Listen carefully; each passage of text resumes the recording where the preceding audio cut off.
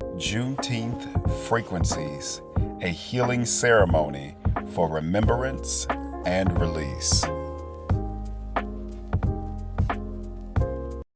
Juneteenth, short for June 19th, marks the day in 1865 when Union General Gordon Granger arrived in Galveston, Texas to deliver General Order Number 3, declaring that all enslaved people were now free. A full 2.5 years after the Emancipation Proclamation, many enslaved Africans in the South had no idea freedom had been declared, as plantation owners withheld the news to prolong their exploitation. When the message finally reached the ears and hearts of the people, some wept, some ran, some stood still in disbelief, but all felt the earth shift beneath them.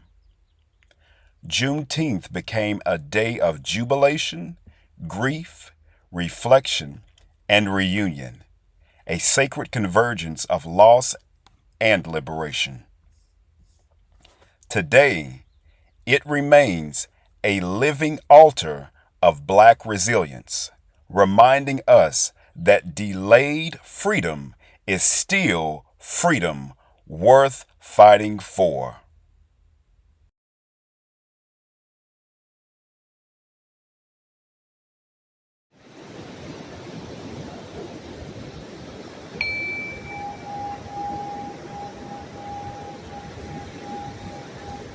Calling the four directions and elements is a ritual practice rooted in African and indigenous cosmologies to honor the sacred forces of nature, east, south, west, and north, as living intelligence that guide, protect, and balance us in the ceremony.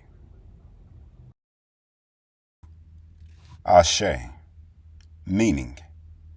Ashe is a powerful Yoruba word meaning "so it is," "may it be so," or the power to make things happen, often used to seal prayers, honor ancestors, and affirm divine truth into reality.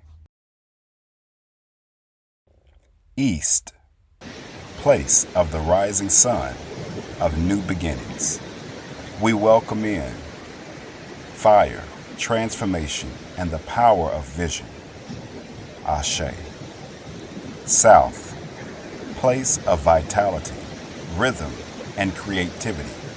We welcome the waters, womb of memory and life force. West, where the sun sets, where ancestors whisper. We welcome the earth, our grounding, and the dust that knows our name. Ashe. North, wisdom keepers, elders, and ancient winds.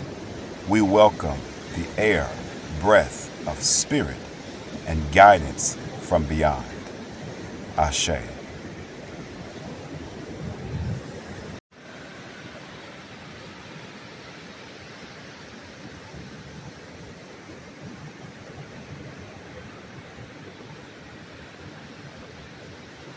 Reading from The Coming by Dr. Daniel Black. We didn't know we wouldn't return. We simply believed some terrible calamity had befallen us, that our gods had let tragedy come because we had not honored them. But we were wrong. We were warriors and hunters, poets and jolly, farmers and soothsayers.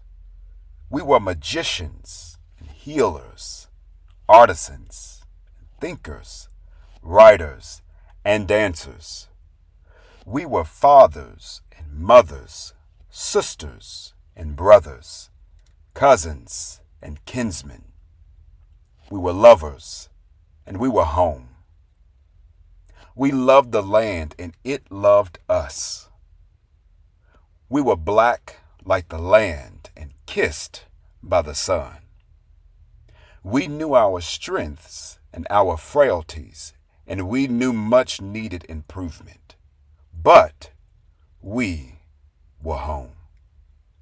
We were the Fan, the Igbo, the Hausa, the Ashanti, the Mandinka, the Yu, the Tiv, the Ga. We were the Fanti, the Fulani, the Ija, the Mindi, the Wolof, the Yoruba, the Bakongo, and the Mbundu. We were the Serer, the Akan, the Bambara, and the Bassa. And we were proud. We knew our ancestors by name. They knew our names.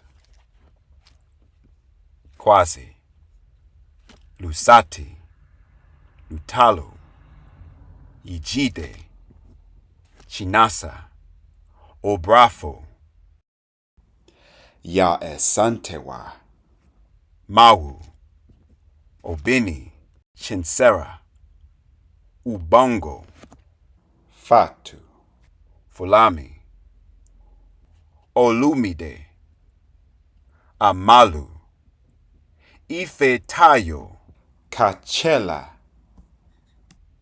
Shamba, Sowande. And each name has a meaning. He who opens ways. She comes softly like the rain, yet floods the rivers.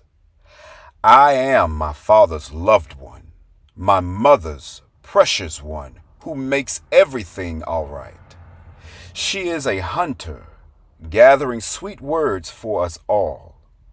Mother of the universe, who represents great wisdom, born on Sunday, born on Tuesday, born on Friday. This child is priceless. Our names told us who we were. They told us why we had been sent, what was expected of us. We were not confused. We were not ashamed. We were not perfect, but we were excellent. And we were content. Our lives had meaning. Some had completed our initiations. Some were beginning our initiations. Through this process, we became students of the universe. We learned the healing herbs of the forest. We learned the activity of the ants on the hills. We learned the difference between the sky and the heavens. We learned the difference between the brain and the mind. We were schooled. We were scolded. We were honored. We were praised. We were reprimanded. But we were home. Among us lived every spirit conceivable. Men who loved women, women who loved men, women who loved women, men who loved men. These were not choices, but life assignments. Everyone had one.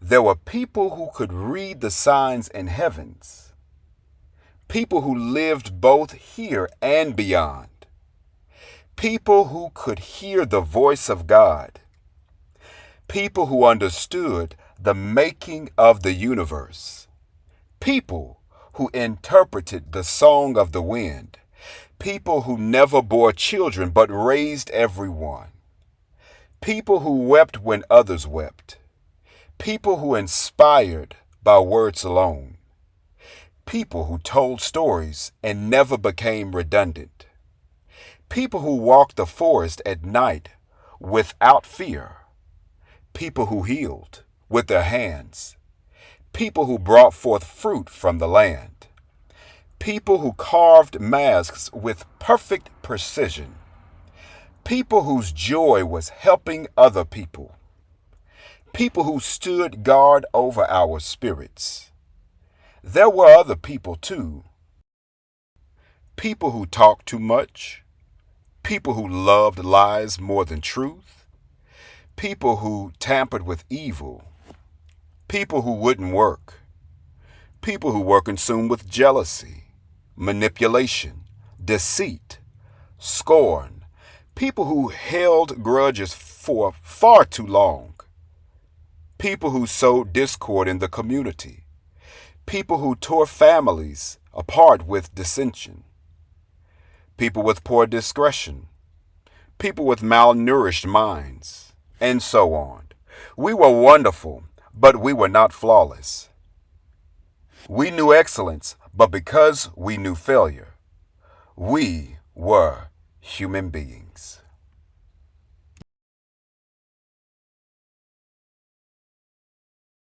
And now an excerpt reading from Let the Circle Be Unbroken by Marimba Ani, page 14. Oppressed by dehumanizing circumstances, we still found something in which to recognize enough of ourselves to revitalize our souls, to create new selves. They took from us everything they could, but there was something left inside that slavery couldn't touch.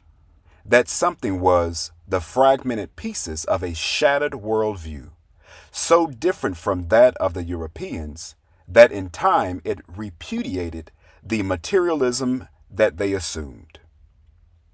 The African worldview stresses the strength of the human spirit. It places paramount value on human vitality as the ground of spiritual immortality. Black people enslaved in cultural wilderness used this legacy to achieve the impossible. We created a vision of the sacred in a spiritually barren environment, one in which every day of racial group exploited, raped, and lied to another. And that completes our reading for this section.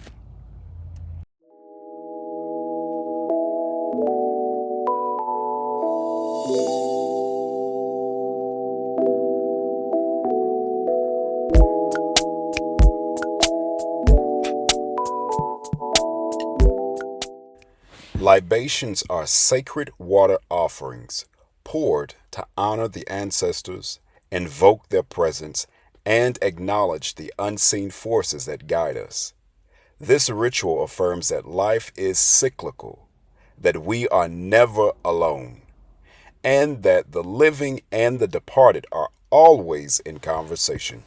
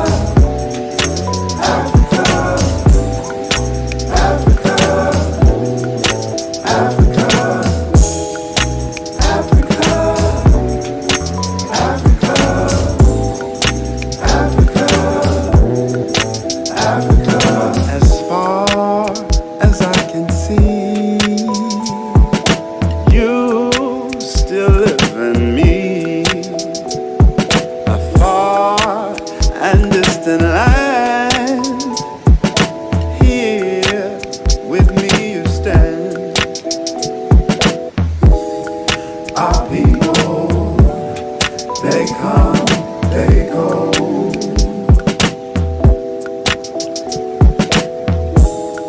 No matter, you're always in our hearts, our soul. You'll always be right there, no matter where I go, no matter where I go. Africa.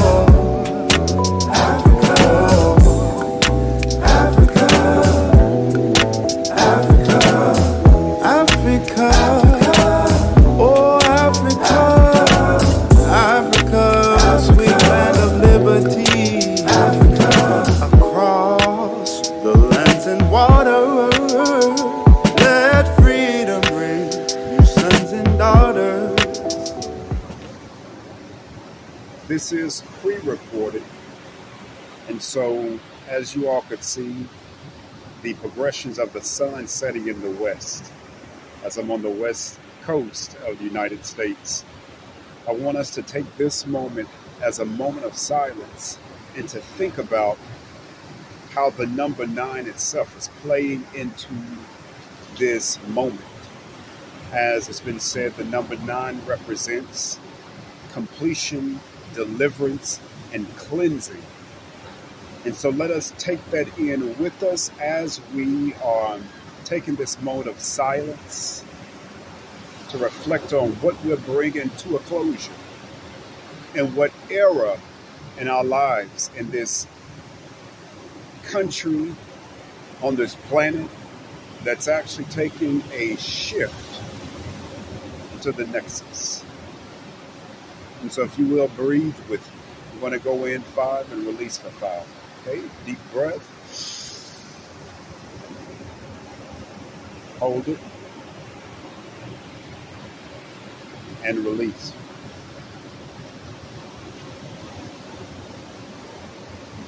Let's let that settle.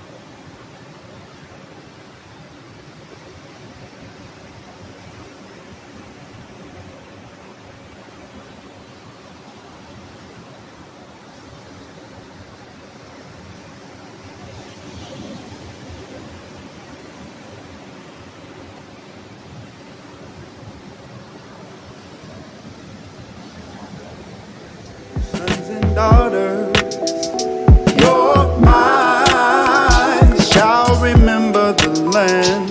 Your eyes shall see the promised land.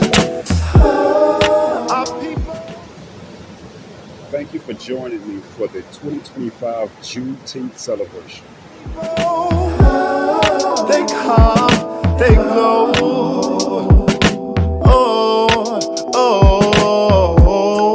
No matter, you're always in my heart.